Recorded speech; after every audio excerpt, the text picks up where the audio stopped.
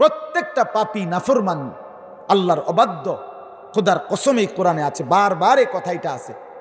প্রতিটা পাপী আল্লাহর কাছে বারবার চাইবে, আল্লাহ দুনিয়ার হায়াত সময় একটু দেন, আরেকবার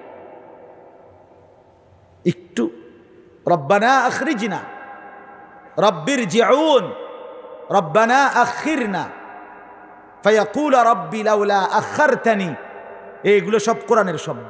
আল্লাহ একটু দেন, একটু, 2টা দিন আবার দেন, 2টা মাস আবার দেন, 1 ঘন্টা আবার সুযোগ দেন। কেন? নাফরমান বলবে আমল করব, নেক আমল। আল্লাহ বলবেন কাল্লা, না না, কখনোই না। আজরাইলকে সামনে আনলে আমি আর কাউকে সুযোগ দেই না রে নাফরমান। আমার অনুগত বান্দাকেও আমি আর ফিরাই নাই, আমার অবাধ্য বান্দাকেও আমি আর ফিরাই নাই। আজরাইলকে সামনে আইনা সবাইরই নিয়ে গেছে।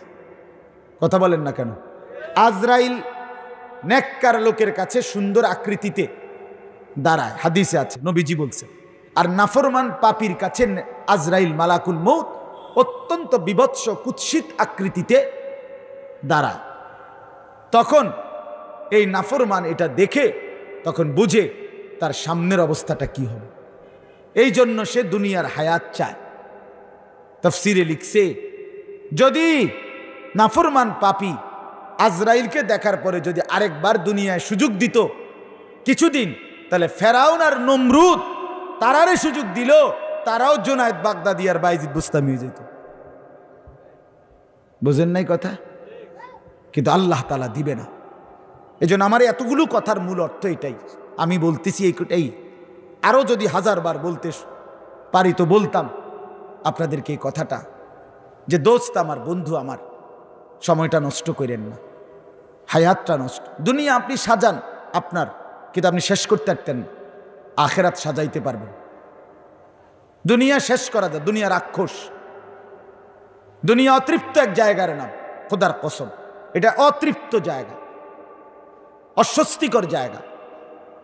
দুনিয়া পূর্ণাঙ্গ না, দুনিয়া আপনি সাজাইতে পারবেন। আমি কিছুদিন আগে কয়েকবার বলছিও, এক কোটিপতির বাড়িতে বেটা শুধু 2 তালা ডুপ্লেক্স কি বাড়ি করছে, কিতা এটা 4 কোটি না 8 কোটি টাকা বলে খরচ করছে, অত্যাধুনিক বাড়ি।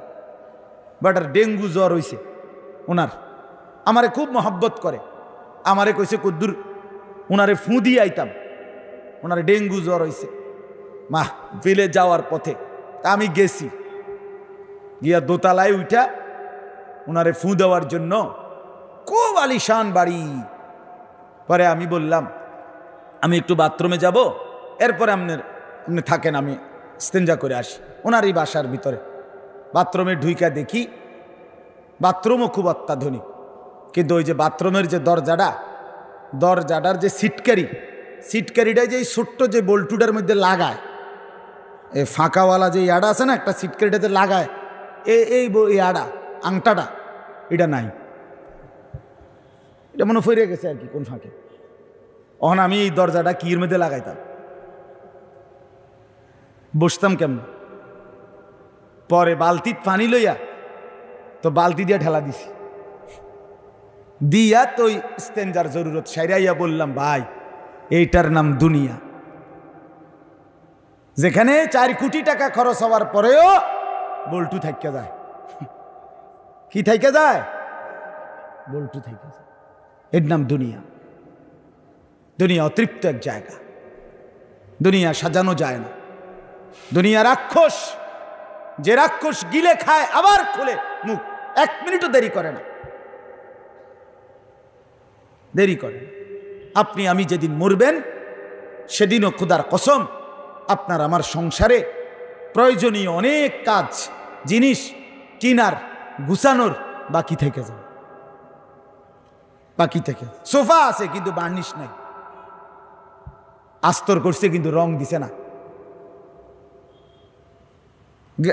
গ্রিল লাগাইছে কিন্তু থাইডে লাগাইতে পারছে না আব্বা, মানে অপূর্ণ থেকেই যাবে। অতএব দুনিয়া সাজানো যায় না, দুনিয়া ঘুষানো যায় না, দুনিয়া এক অতৃপ্ত জায়গা। আমি এজন্য আপনাদের কাছে অনুরোধ করছি, আমি আপনি প্রত্যেকে কবরের ফিকির করেন, দুনিয়া বাদ দিয়েন না। স্ত্রী সন্তান পরিবার বাদ দিয়ে। ইসলাম বলে নাই বনবাসে যাইতে, ইসলাম বলে নাই সুন্দরবনে গিয়ে থাকতে, ইসলাম বলে নাই আফ্রিকার জঙ্গলে থাকতে। ইসলাম বলছে, কোরআনে স্পষ্ট আছে, ফাইজা কুদিয়াতিস সালাহ ফান্তাশিরু ফিল আরদ ওয়াবতাগু মিন ফাদলিল্লাহ ওয়াযকুরুল্লাহা কাসীরা। বান্দা নামাজ শেষ তো বেরিয়ে পড়ো, আমার জমিনে ছড়িয়ে পড়ো, আমার রিজিক তালাশ করো, উপার্জন করো, তবে ওয়াযকুরুল্লাহা কাসীরা, যাই করো আমি আল্লাহর স্মরণ সঙ্গে রাখো, লাআল্লাকুম তুফলিহুন, তাইলে তুমি সফল হবে, জান্নাতি হবে। যাই করো করো, অসুবিধা কি? বাজার করো, ব্যবসা করো, চাকরি করো, সিএনজি চালাও, অটো চালাও, গাড়ি চালাও, উপার্জন করো, কোনো মানা নাই বান্দা, এগুলো আমার তো, দুনিয়া আমি সাজিয়েছি, তুমি রোজগার করো। শুধু শর্ত হইল আমাকে সঙ্গে রাখো, আখেরাতকে সঙ্গে রাখো। বাজারও করো, নামাজও পড়ো, সংসারও করো, হালালও খাও, একসাথে মিলাও, দুটোটাই আমার। কথা বলেন না কেন? মাহফিলও যাইতে হবে আমি, বাজারও করতে হবে ঘরের জন্য আমি, তো আমার দুটোটাই কাজ। তো আমি বাজারও করি, ওয়াজও করি, আমার সংসারও করতে হবে আমি, আবার আমাকে 5 ওয়াক্ত নামাজ জামাতে পড়তে হবে আমি রাতের ঘুমও যাব, ফজরের জামাতও পড়ব। আমি এটা মিলাইয়ে নেই। বুদ্ধিমান তো সে যে তার সবগুলো কাজ, আমনেরে কইছে ঘরে মাছ নাই, তেল নাই, তরকারি নাই, ধন্যভাতা কাঁচামরিচ নাই, আমনে টাকাই নিছেন 2000, মাছে কিনে লাইছেন 1980 টাকা, তো তা আপনি আর 20 টাকা দিয়ে নি বাকিটি কিনবেন? কথা বলেন না কেন? এটা কোনো কথা হইল নি? আপনি বেউকুফ না?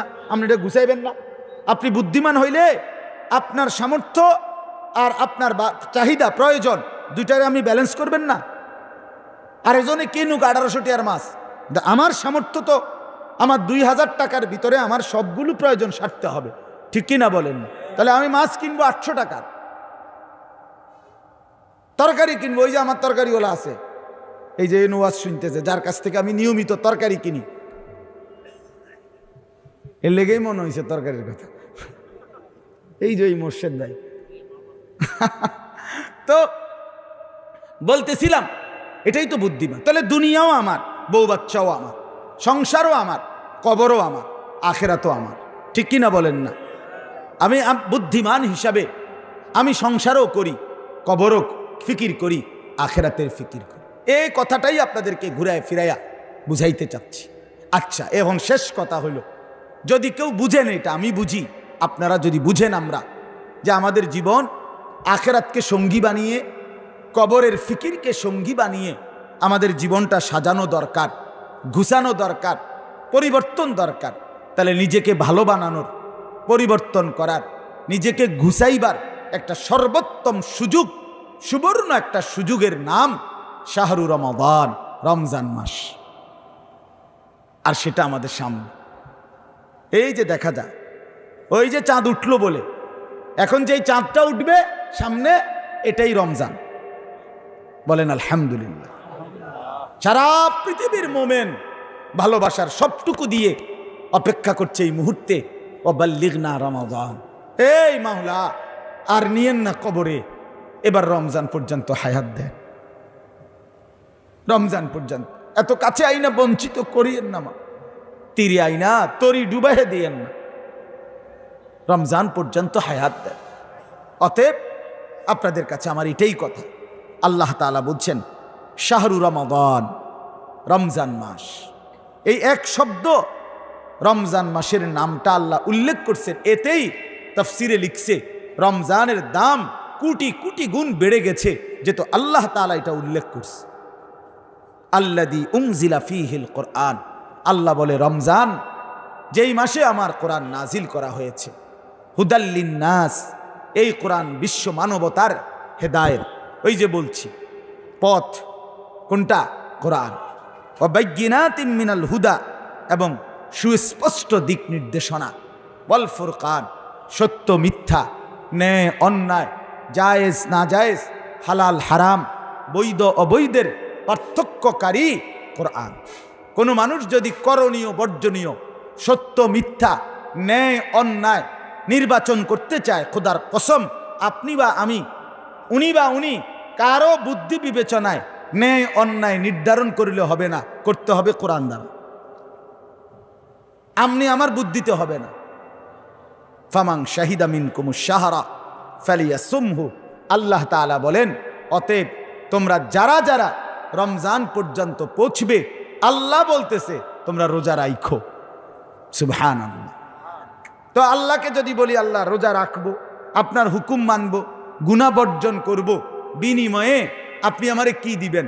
তো আল্লাহ বলছে লাআল্লাকুম তাত্তাকুন, এক মাসে 31 দিন লাগবে না, আমি আল্লাহর ওয়াদা 30 আর নয়তো 29, একদিন আগে যাও, পাসপোর্ট লাগাইবা আগে, ইমানের পাসপোর্ট। 30 দিনের মাথাত ভিসা লাগবে, 30 দিনের মাথাত ভিসা লাগলে চাঁদ উঠবে, তুমি জান্নাতে রওনা দিবে। তোমারে আমি মুত্তাকি বানায়া জান্নাতে পাঠাই দেব। 31 দিন লাগবে না, ভিসা লাগবে 30, নাহলে ফাইলে 29 দিয়ে এলাম ভিসা। সুবহানাল্লাহ। অতএব রমজানকে কদর করে, সমস্ত গুনাহ বর্জন করে আগত রমজান দামি বানানোর জন্য আমরা প্রত্যেকেই নিজের হায়াতকে দামি বানিয়ে কদর করব, চেষ্টা করব। ঠিক আছে ইনশাআল্লাহ? বলেন ইনশাআল্লাহ। দ্বীনকে ভালোবাসবেন, মাদ্রাসাকে ভালোবাসবেন, কোরআনকে ভালোবাসবেন, তালিবে ইলমকে ভালোবাসবেন, আল্লাহর দ্বীনের পথে যারা আছে তাদেরকেই ভালোবাসবেন। প্রতিটা মসজিদ, প্রতিটা মাদ্রাসা, প্রতিটা ভালো কাজের সাথে আপনি জুড়ে থাকবেন।